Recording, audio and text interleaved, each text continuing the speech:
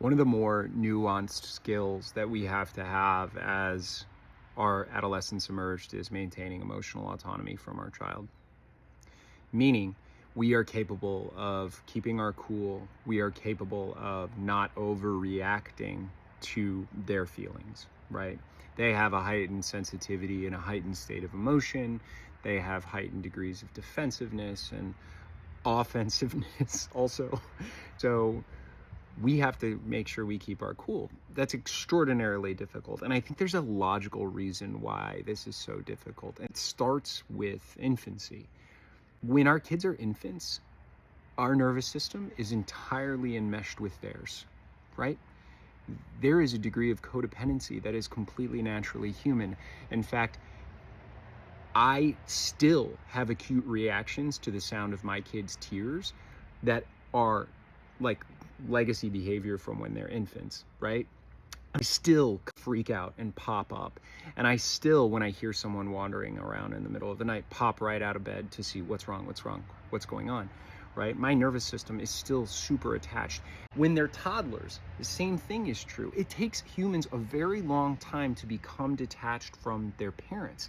And so one of the things that starts to become so painful with our early adolescents is that when they have these big emotional reactions, our nervous system is still attached to theirs. It becomes very painful because we feel like we have to fix their big feelings. We feel responsible for whatever they're feeling. It is absolutely and entirely logical. But the process of the process for adolescents individuating themselves, a psychological term, right? Becoming an individual within a context. That process also simultaneously has to go on for us.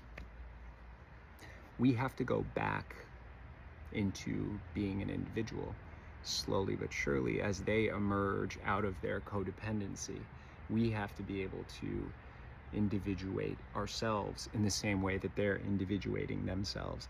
That is grief, that is hard, and that is disorienting because it's a threat to our previous worth. It sucks because it means they're not little anymore.